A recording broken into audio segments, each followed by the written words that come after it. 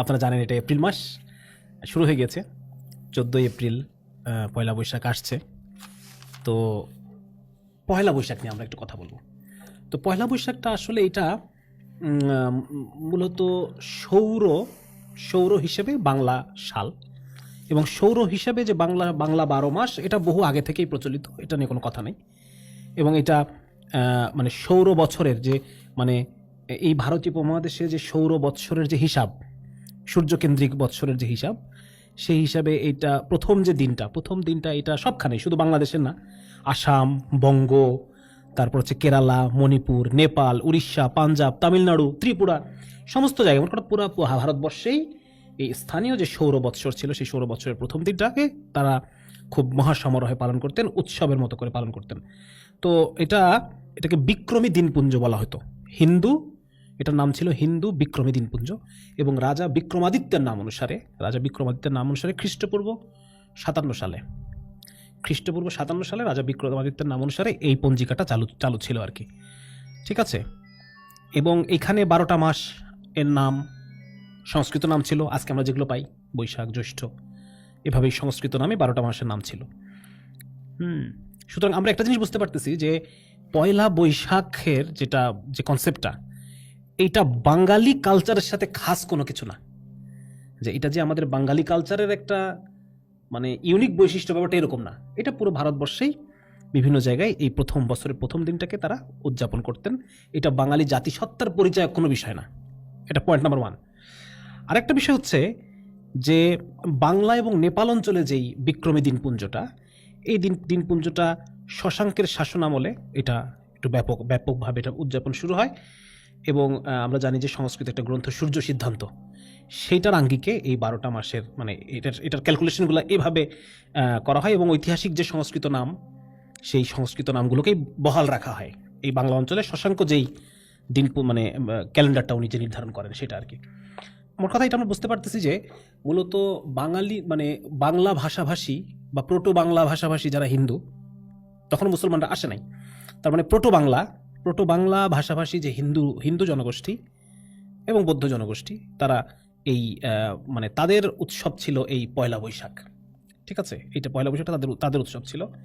এবং এটা হিন্দু পঞ্জিকা, আমরা জানি যে হিন্দু ধর্মাবলম্বীরা তারা পঞ্জিকা দেখে দেখে বিয়ের দিনক্ষণ থেকে শুরু করে বিভিন্ন পূজার দিনক্ষণ সবকিছু তারা পঞ্জিকা দেখে দেখে করে। তো এটা হিন্দু পঞ্জিকা, এবং হিন্দু পঞ্জিকা অনুসারে তাদের বিভিন্ন উৎসব পার্বণগুলোকে এভাবে এটা মূলত ব্রাহ্মণ্যবাদীদের চালু করা একটা ট্র্যাডিশন। আপনি শশাঙ্কর কথা বললেন না, তো শশাঙ্ক কিন্তু মানে এই বাংলার যে আপামর জনসাধারণ, ওই এনসিয়েন্ট হিস্ট্রি অফ ইন্ডিয়া বইটাতে যেটা লেখা আছে, যে সে কিন্তু ওই বাংলার আপামর জনসাধারণের কালচারটাকে গ্রহণ করেনি। সে মানে নিপীড়ক একজন শাসক ছিল বাংলার জনগণের উপরে, কিংবা প্রোটো বাংলা ভাষীদের উপরে সে প্রচুর পরিমাণে নিপীড়ন করেছেন। এবং বৌদ্ধ ধর্মাবলম্বী যারা ছিল তাদের সময় ফতোয়া ছিল শশাঙ্কের সময় যে মানে বৌদ্ধকে দেখা মাত্রই, যেটা ডক্টর ভূপেন্দ্রনাথ দত্ত বাংলার ইতিহাস যেটা তিনি লিখেছেন, সেখানে তিনি উল্লেখ করেছেন এই বিষয়টা, যে বৌদ্ধকে দেখা মাত্রই হত্যা করতে হবে। এরকম একটা ফতোয়া যে সময় চালু ছিল, ওই সময় কিন্তু শশাঙ্কর সময় বাংলাটা ডেভেলপই করে নাই। বিকজ বাংলা ভাষা ডেভেলপ করছে কখন, 1200 সালের পরে গিয়ে সে আসামি এবং বাংলা আলাদা হচ্ছে, এবং 1600 সালের দিকে এসে তো ওই সময় যে কালচারগুলো চালু হলো সেটা তো মানে পুরো ব্রাহ্মণ্যবাদী কালচার বা ইন্ডিয়ান কালচার বলা যায়। সেটা আসলে বাঙালি কালচার বা বাংলা কিছু, বিকজ বাংলা শুরু হচ্ছে 1200 সালের পরে এবং বাংলা ডেভেলপ হচ্ছে 1600 সালের পরে গিয়ে। তো এর আগ পর্যন্ত যেটা কালচার, সেটাকে আপনি ইন্ডিয়ান কালচার বা ব্রাহ্মণ্যবাদী কালচার বা মানে কি বলে হিন্দুত্ববাদী কালচার হিসেবে বলা যেতে পারে, বা আর্যদের দ্বারা মানে প্রচারিত একটা কালচার বা চাপিয়ে দেওয়া কালচার হিসেবে সেটা বলা যেতে পারে। কিন্তু এটা বাংলার সাথে বাংলার সাথে এর কোনো সম্পর্ক নাই। ওকে, ফাইন। আরেকটা জিনিস আমরা দেখি যে মোটামুটি আমরা দেখতে পাই যে 1500 সালের দিকে যেই সময়টা বাংলা ভাষা পরিপূর্ণতা লাভ করলো, সেই সময় আমরা দেখতেছি যে হিন্দু বাংলা ভাষাভাষী একদিকে বা রাঢ়ী যেটাকে আমরা বলছি, আরেকদিকে মুসলিম বাংলা ভাষাভাষী যেটাকে আমরা পূর্ববঙ্গের মুসলিম জাতিসত্তা হিসেবে আমরা চিহ্নিত করছি। তো মূলত মানে মুসলিমরা আসার পর এই অঞ্চলের এই যে আমরা এতক্ষণ যে বাংলা সৌর বৎসরের কথা দেখতেছি, এটা কিন্তু মুসলিমরা আসার পর হিজরি সন অনুসারে যত অফিসিয়াল কার্যক্রম যা কিছু ছিল সব হিজরি সন অনুসারে। পরে সম্রাট আকবর যখন ক্ষমতায় আসলেন, উনি তখন দেখলেন যে মানে এই আরবি যে চান্দ্র আরবরা হিসাব করে চান্দ্র বৎসর, তাই না? আর আগে ছিল সৌর বৎসর, সূর্যের কেন্দ্রিক হিসাব। তো দেখা যাচ্ছে যে চান্দ্র বৎসরটা ফসলের জাকাত মানে ফসলের খাজনা নেওয়ার ক্ষেত্রে প্রবলেমেটিক একটু, কারণ চান্দ্র বৎসরের ক্ষেত্রে দেখা যাচ্ছে যে নির্দিষ্ট সময় আসার আগেই কৃষকদেরকে খাজনা দিতে হচ্ছে, যার ফলে কৃষকদের জন্য বার্ডেন হয়ে যাচ্ছে। তখন আকবর যে কাজটা করলেন, উনি স্থানীয় যে সৌর বৎসর ছিল সেই সৌর বৎসরটা হিজরি চান্দ্র বৎসরের সাথে একটা সমন্বয় করার জন্য ফতেউল্লাহ সিরাজি সাহেবকে উনি দায়িত্ব দিলেন।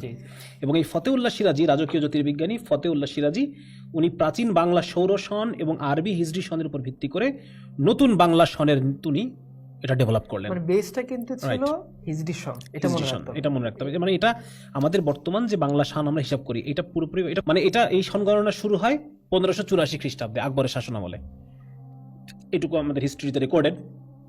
এবং দেখা যাচ্ছে যে মানে আমরা দেখতে পাই যে ভাগীরথীর এক পাশে যে হিন্দুয়ানি যে সংস্কৃতি, হিন্দুয়ানি বাংলা ভাষাভাষীদের হিন্দুয়ানি সংস্কৃতি, এবং ভাগীরথীর পূর্ব পাশে আমরা দেখতে পাচ্ছি সেখানে মুসলিমদের সংস্কৃতি, মানে মুসলিমদের মুখের বাংলা ভাষাটা ডিফারেন্ট, মুসলিম বাংলা ভাষাভাষীদের সংস্কৃতিগুলো ডিফারেন্ট।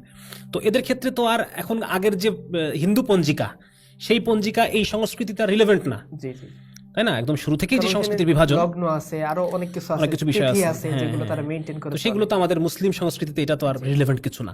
তো পরবর্তীতে আকবর যেহেতু কিছুটা উনি এক নম্বর ছিল, একটা প্রয়োজন ছিল যে ফসলি জমির খাজনার ক্ষেত্রে একটা সৌর বৎসর প্রণয়ন করা, এটা একটা প্রয়োজন ছিল।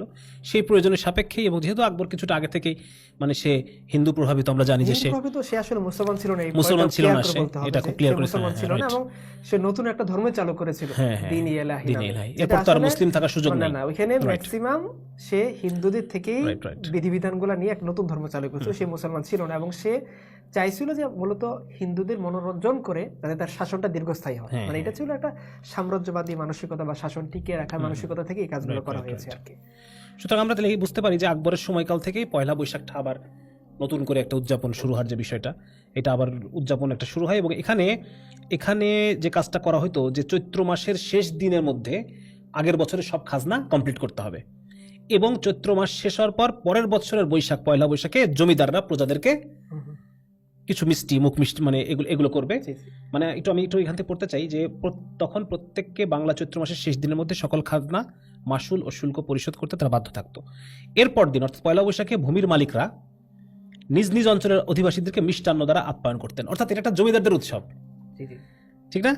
এটার সাথে মানে জনগণের মানে সাধারণ জনগণের ইচ্ছা অনিচ্ছা বা অভিলাষ বা চাওয়া পাওয়ার কোনো কানেকশন নেই। এটা একটা বার্ডেন টাইপ আর কি। আপনাকে করটা কিন্তু মানে এরকম না যে জনগণের জন্য মানে খুব উইলিংলি দিবে এরকম একটা বিষয়। তার জমি, সে চাষাবাদ করতেছে, এখন তার থেকে সে এই যে আমাদের ভ্যাট ট্যাক্স দেই, আমরা নিজেরা সব করব, তো এখন আমাদের থেকেই আবার নিয়ে নেওয়া হচ্ছে 34%, কি বলে 17% এইভাবে বিভিন্ন জায়গায় ভ্যাট বা ট্যাক্স কেটে নেওয়া হচ্ছে। তো এটার সাথে জনগণের কোনো মানে আগ্রহ উদ্দীপক কোনো কালচার না, এটা একটা জমিদারদের উৎসব ছিল, শোষক নিপীড়কদের উৎসব।